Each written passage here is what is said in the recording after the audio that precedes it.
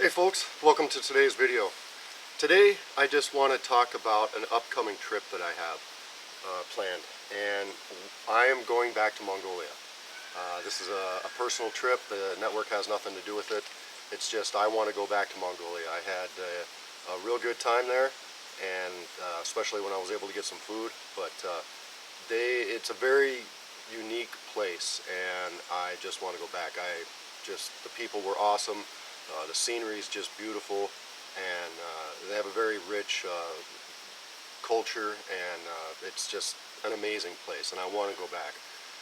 I'm going to be gone for about 3 weeks. My wife is accompanying me.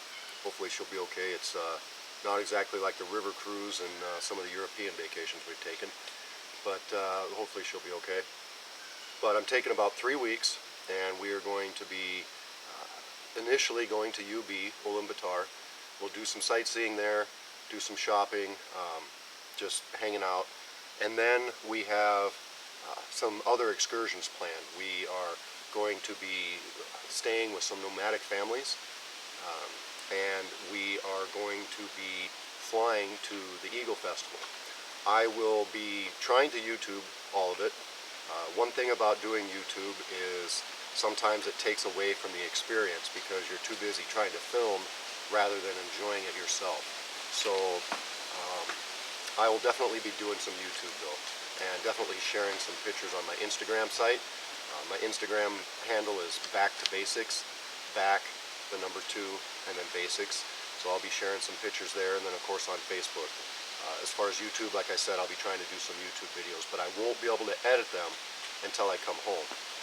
One of the things that I want to do before I even leave, and I'll try to get this video up, but it's down to basically I'm leaving next weekend, so it'll be kind of tight.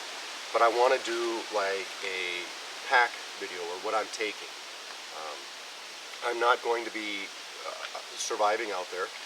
There is a part of the trip where I'm going to be camping,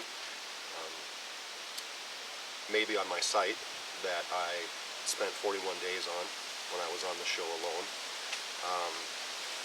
So yeah, I'm not going to be taking a lot of different survival type gear, but I am going to be taking a knife. And I'm still thinking about it. I'm still debating whether or not to take my Genesis or my Gen 6.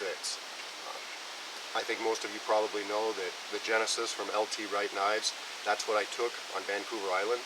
I still use it quite a bit. I think it's a great knife.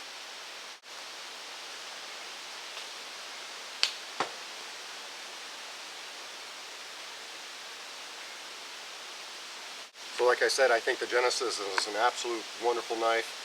I've said it in many posts and many times that I think, for me, it's the best bushcraft knife that I have found.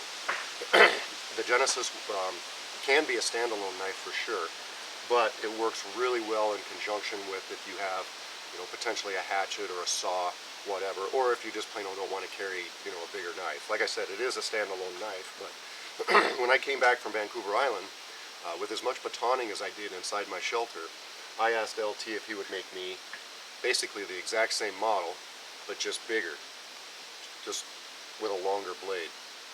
This is the Gen 6.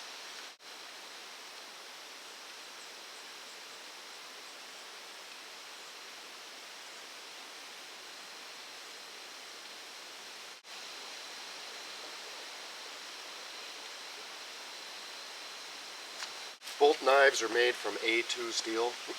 They're 3/16 of an inch thick, and yeah, I'm leaning more towards I'm going back and forth because I want to take the Gen 6, but it is a little bit bigger, and I'm going to be mostly in populated areas. But actually I won't be, because I'll be staying with some nomadic families and stuff, and I won't be taking a hatchet and I won't be taking a saw. So I'm leaning more towards the Gen 6, just because for me it's a more useful, and it's kind of a misleading term, but a one-tool option, you might say. But I don't know, I'm still thinking about it, but I'm leaning towards the Gen 6. So you'll have to excuse this. The acorns are dropping like crazy right now. It's definitely an early year for acorns, and I feel like I need a hard hat out here. But anyway, in addition to the knife that I'm taking, I'm obviously going to be taking some clothes, right? Well, I just checked the temperature in UV, and for the next week or two, it's approximately upper 60s to 70s during the daytime and mid 30s at night. These pants from TrueSpec are going to be just fine for those temperatures. I have a pair of their Expedition pants, or I have a couple pair of their Expedition pants, and then I've also got some of their like an old school BDU type pant. The BDU type pant, if you guys have watched any of my videos, you see that I wear my wife's hand-me-down old school BDUs almost exclusively. They're got to be at least 20 years old, and they've held up fantastic for me.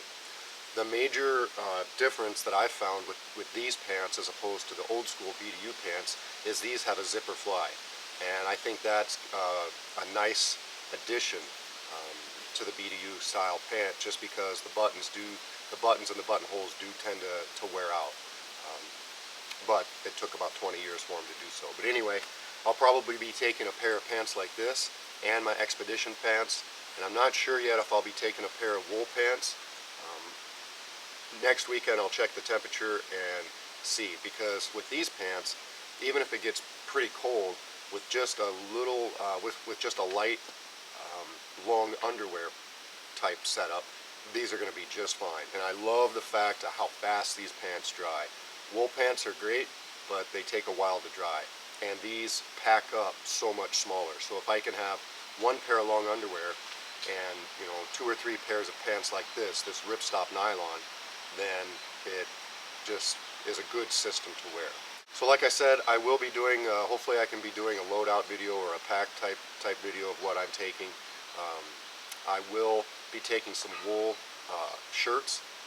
I'm not sure if I'll be taking my heavy primitive shirt that I've worn for years now.